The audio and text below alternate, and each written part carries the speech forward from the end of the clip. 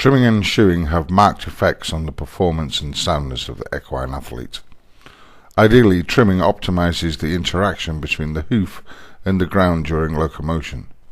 Since the hoof is a three-dimensional structure, it should be balanced in both the medial-lateral and the caudal-cranio planes, whilst maintaining geometric proportions through the proximal-distal axis. The Oxford English Dictionary defines the term balance as the harmony of design and proportion, or stability produced by even distribution of weight on each side of a vertical axis. All three-dimensional objects have 3 axes and 6 coordinates. The dimensions can only be measured along these axes to the point where the axes coordinate at 90 degrees to each other along the object's longitudinal axis, i.e. up and down. In the foot, these axes are represented by the following planes of reference. X is medial-lateral, Y craniocaudal, Z proximal distal. Within the hoof capsule, these axes meet at the point of force. The point of force is where the animal's weight is in equilibrium with the ground reaction force. Anatomically, this is located within P3, distal to the extensor process and proximal to the insertion of the deep flexor tendon and the semilunar crest.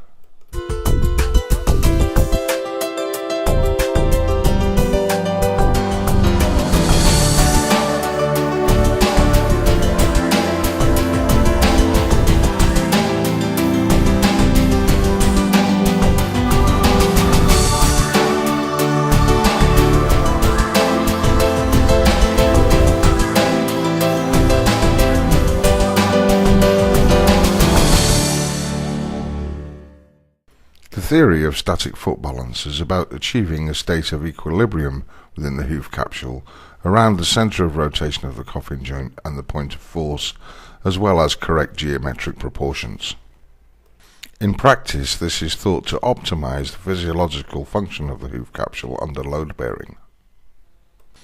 It is said that the optimum hoof-pastern axis is one where the angle of the midline of the phalanges corresponds with the angle of the dorsal wall and the angle of the wall at the heel. In relationship to individual conformation, the solar margin of P3 is presented within the hoof capsule at an angle of between 5 and 10 degrees.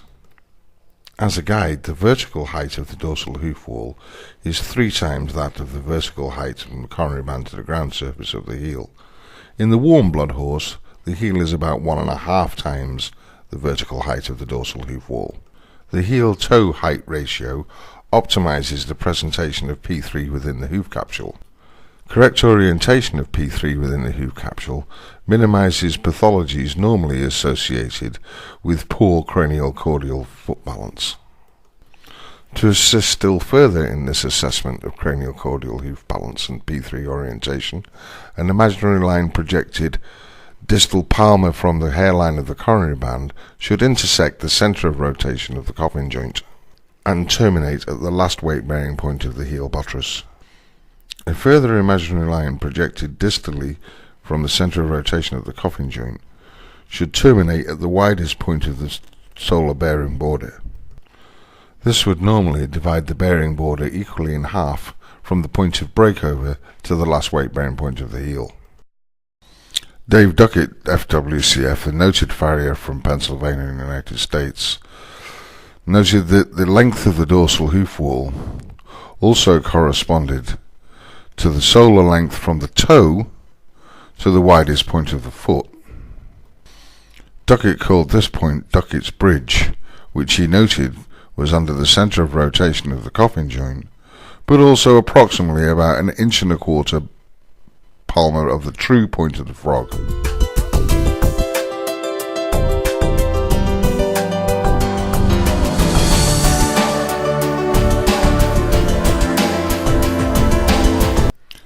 Additionally, the length of the dorsal hoof wall is also equal to the length of the solar margin of the foot from the point of force, about 3/8 of an inch from the point of frog, to the last weight-bearing point of the heel.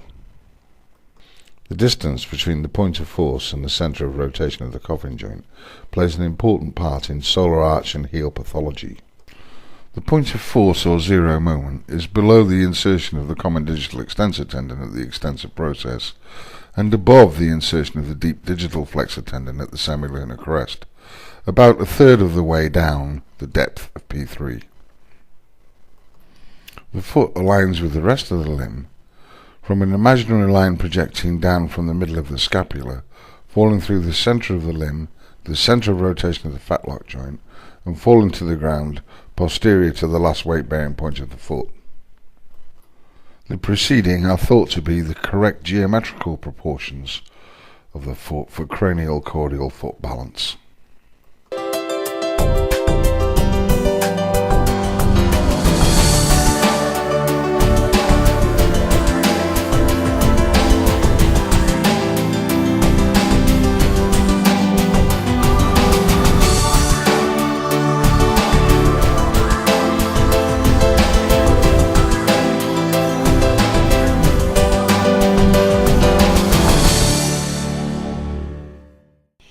With the use of external reference points, both dorsopalmar and medial-lateral hoof asymmetry can be visualized on the solar bearing border of the hoof capsule.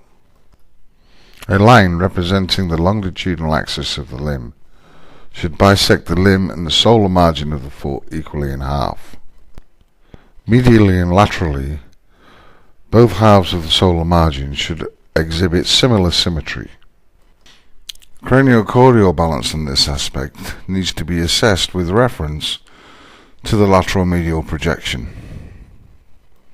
Identifying the center of rotation of the coffin joint through the widest point of the foot, terminating in the frog about 1.25 inches posterior to the true point of frog, and the point of force, which is about 3/8 of an inch back from the true point of frog, is essential for determining the geometric proportions of the solar margin as they relate to the lateral medial projection. Natural balance theorists discuss 4 points of weight bearing in the ferile horse, these being the heel buttresses and the toe pillars. The position of the pillars is identified by projecting lines forward from the heel buttress to the intersection of the solar white line interface. A line projected through the two pillars, perpendicular to the longitudinal axis, represents the approximate position of the point of breakover. The distance from the dorsal hoof wall to the center of rotation of the coffin joint should mirror the distance of the last weight-bearing point at the heel buttress to the point of force 3/8 of an inch posterior to the true point of frog. The distance between point of force and center of rotation of the coffin joint is a significant factor in foot pathology and hoof shape. The greater the distance between these two reference points, the more caudal the point of expansion within the hoof capsule becomes. If the hoof capsule's geometric proportions are correct, diagonal lines projected from the heel buttress through to the toe pillars will intersect at the center of rotation of the coffin joint.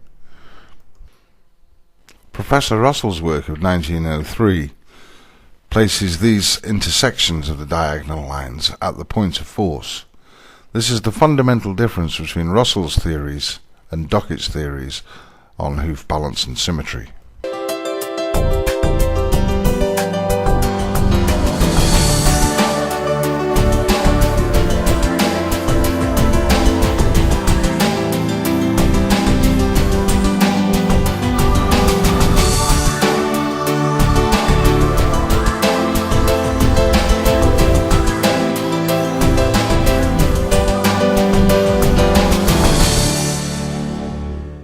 Ideally on a dorsopalmar or palmo-dorsal plane, a line through the longitudinal axis of the limb should again bisect the foot equally in half.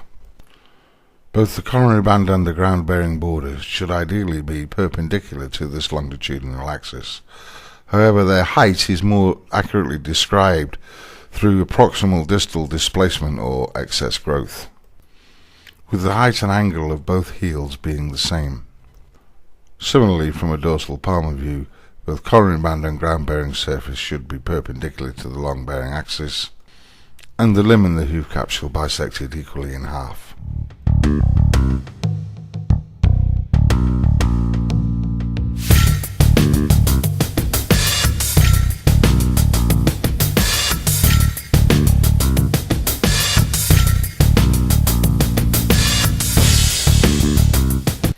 Having undertaken a thorough assessment of the limb and the foot as described in part 1 of this film, the first stage is to exfoliate the foot.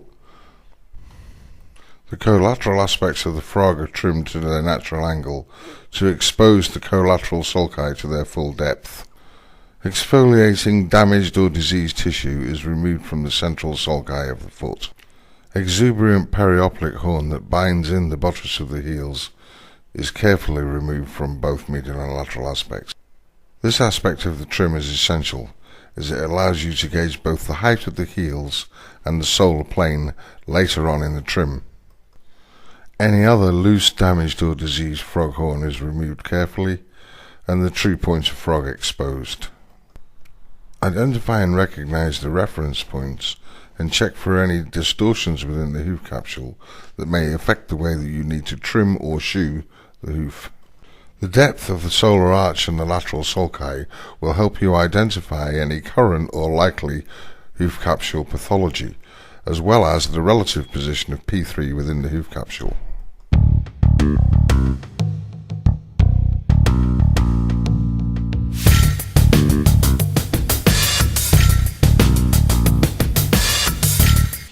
Exfoliate the sole in the area between the seat of corn and the true point of frog. Trim the bars to normal proportions, removing any damaged or weakened horn. Continue removing exfoliating horn down to the live sole depth. Identify it as a waxy type horn at the sole white line interface of the sole's leading edge.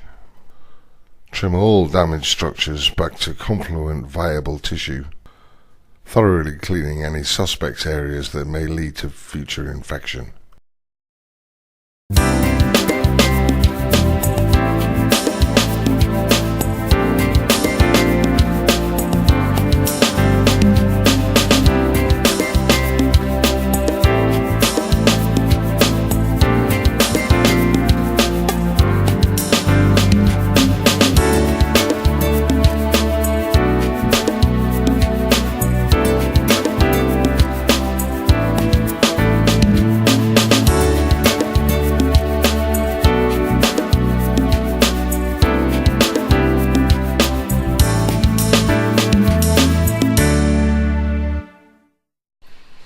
In order to trim the foot to the correct geometrical proportions, we now need to identify the sole's leading edge with the white line interface.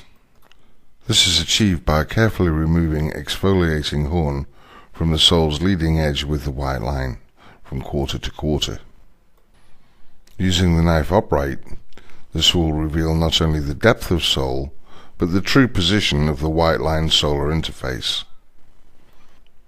The identification of the true position of the white line solar interface can help determine the amount of dorsal hoof wall that can be safely removed both from the solar surface and from the dorsal surface by flare dressing. Next, carefully remove exfoliating horn from that part of the sole adjacent to the toe of the foot that has become known as the solar callus. As the hoof wall grows in depth, it is projected forward, usually at the angle of its dorsal surface. Merely reducing the depth of the toe whilst leaving the heels elevated will not only alter the axis of the hoof capsule, but also alter the axis of P3 within the hoof capsule and its relationship with the rest of the bony column. This is avoided by removing any remaining exfoliating horn from around the sole's leading edge with the wall, thus exposing the solar plane. This process is known as foot mapping.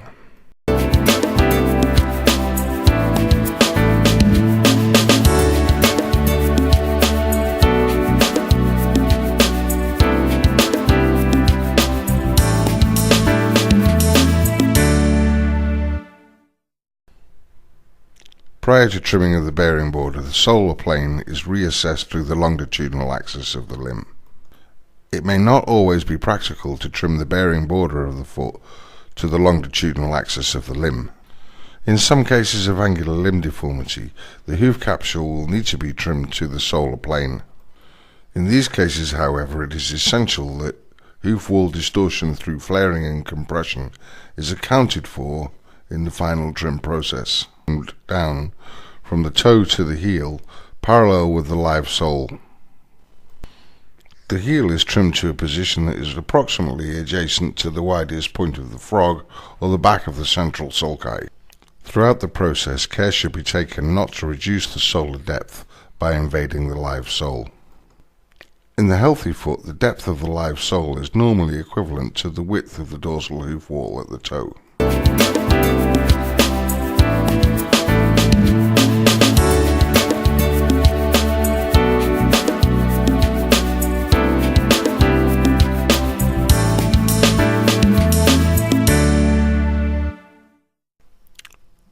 Prior to rasping and finishing the trim of the bearing border of the hoof, its orientation with the longitudinal axis of the limb is reassessed. The hoof wall is then rasped flat. Careful attention is paid to ensure that even pressure is applied by both hands over the foot rasp. Care is taken not to reduce the level of the wall below the level of the live sole.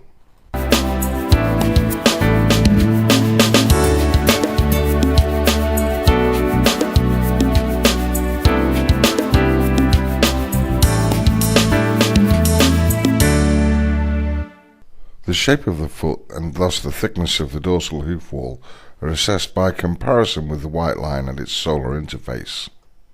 Symmetry is maintained around the longitudinal axis with reference to a center line which follows the midline of the frog. Overall shape and uniformity of the hoof capsule is at first carried out by reducing the width of the dorsal hoof wall with a rasp from the farrier position.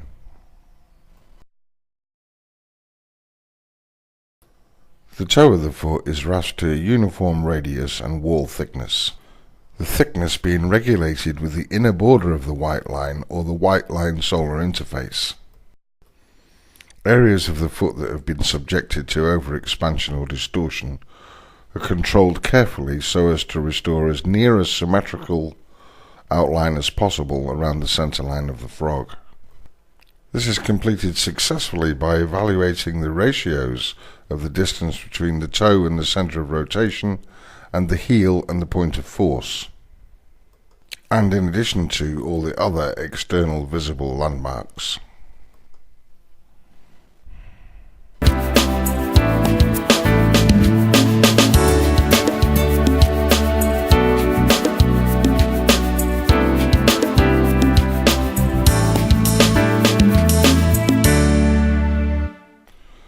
Finally, the dorsal hoof wall is dressed back to remove any flares that exist.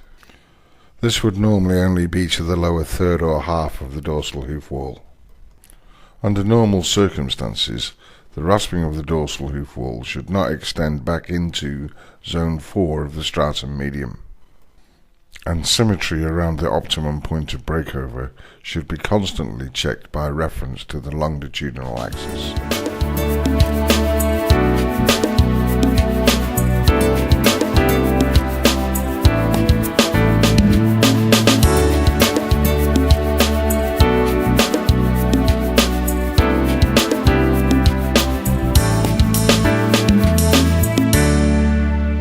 Finally, the distal edge of the dorsal hoof wall is radiused to an angle of about 45 degrees.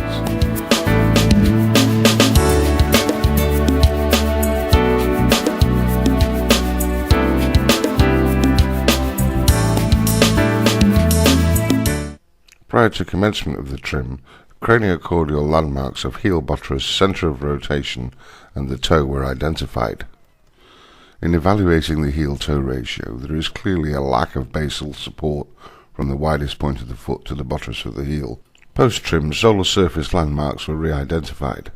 Measurement of the length of the dorsal hoof wall was then taken and compared to the measurements on the solar surface.